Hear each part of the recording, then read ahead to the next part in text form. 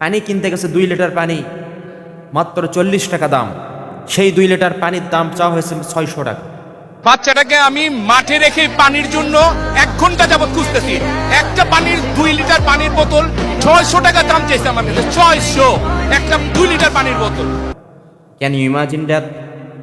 আপনি ভাবতে পারেন কি পরিমাণে মানুষের কলব অন্তর কি পরিমাণে কলুষিত হয়ে গেছে। কয়েকদিন আগে উত্তরার মাইলস্টোন হাই স্কুলে যখন একটা বিমান বিধ্বস্ত হলো, বিমান বিধ্বস্ত হওয়ার পর এই ভিডিওগুলো দেখে আমার হৃদয়টা নাড়া দিয়েছে।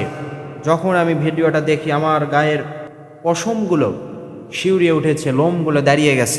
এতটা হৃদয় বিদারক ঘটনা সেখানে ঘটেছে। ছোট্ট ছোট্ট বাচ্চারা আগুনে ঝলসে গিয়েছে, চামড়াগুলো এইভাবে ঝুলতেছে, বাচ্চারা দৌড়াইতেছে। এই সময় একজন অভিভাবক বলতেছে যে এই ঢাকার শহরের মধ্যে পানি কিনতে গেছে 2 লিটার পানি মাত্র 40 টাকা দাম। সেই 2 লিটার পানির দাম চাওয়া হয়েছে 600 টাকা। Can you imagine that?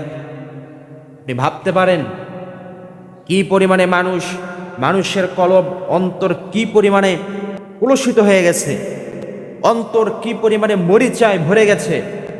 মানুষ আসলে বিবেকবান মানুষ নাই, মানুষের বিবেক পশুতে পরিণত হয়ে গেছে। এগুলো বিবেকবান মানুষের কাজ হতে পারে না। একজন মুমিন ব্যক্তি কখনো কারো বিপদ দেখে সে সুবিধা ভোগ করতে পারে না।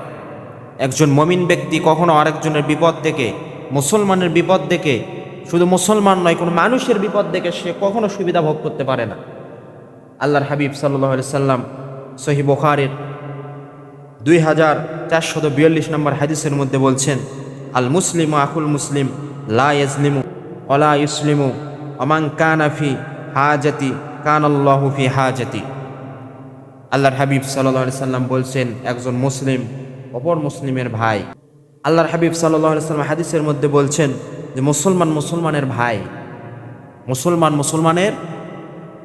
মুসলমানের ভাই, সে তার ওপর অত্যাচার করবে না, জুলুম করবে না, এবং কোনো জুলুমকারীর কাছেও তার ভাইকে সে সোপর্দ করবে না। যে তার ভাইয়ের বিপদের সময় তার ভাইকে সাহায্য করবে, আল্লাহ রাব্বুল আলামিন কাল কঠিন কিয়ামতের ময়দানে তার বিপদসমূহ দূর করে দেবেন। প্রিয় ভাইয়ের আমার, কিন্তু আমরা এটা কি করলাম? কথা শুনে আমি হতভম্ব হয়ে গেছি। আমাদের বিবেক আজ কোথায় চলে গেছে? একটা বাচ্চাকে বাঁচানোর জন্য, একটা বাচ্চা যেন একটু শান্তি পায়, তাকে শান্তি দেওয়ার জন্য একজন অভিভাবক একটা বোতল পানি কিনবে, 2 লিটার বোতলের পানি। এই পানিটাও 40 টাকার পানি 600 টাকা, 600 টাকা তার থেকে দাম চাওয়া হয়েছে। অথচ মানুষ ভুলে গেছে যে পানিও কিন্তু আল্লাহর দান। ওই মানুষটার মাথার মধ্যে এই জিনিসটা কাজ করেনি যে আজকে ওই সন্তান না হয়ে যদি আমার সন্তান এখানে থাকতো তাহলে আমার কেমন লাগতো। আজকে ওই সন্তান না হয়ে যদি আমার নিজের যদি একটা ছোট্ট সন্তান যদি এখানে এইভাবে বিদ্ধক্ত হতো, পুড়ে যেত আগুনে, তাহলে তখন আমার কেমন লাগতো। এই জিনিসটা সে বুঝতে পারেনি। কারণ আজ মানুষ আল্লাহকে ভুলে গেছে, রাসূলের পথকে ভুলে গেছে, ইসলামের মতদর্শকে ভুলে গিয়ে মানুষ আজ শয়তানের পূজা করা শুরু করেছে। এই অর্থের লোভে, অর্থের পেছনে ছুটতে মানুষ আজ একেবারে বধির হয়ে গেছে, অন্ধ হয়ে গেছে। শুধু অন্ধই হয়নি, তার কলব পর্যন্ত মরে গেছে। মানুষের বিপদ দেখেছে, বিপদে কাছে আসতেছে না। সম্মানিত ভাইয়ের আমার, আল্লাহ রাব্বুল আলামিন কোরআনুল কারীমের সূরা সূরার মধ্যে বলছেন, ওয়ালা তাবখাসুন নাস আশিয়াআহুম ওয়ালা তা'সাউ ফিল আরদি মুফসিদিন, যে তোমরা কাউকে ওজনে কম দিও না, ওজনে তোমরা কাউকে কম দিও না, যার প্রাপ্য যা তাকে তা বুঝিয়ে দাও। এটা আল্লাহ তাআলার কোরআনের কথা।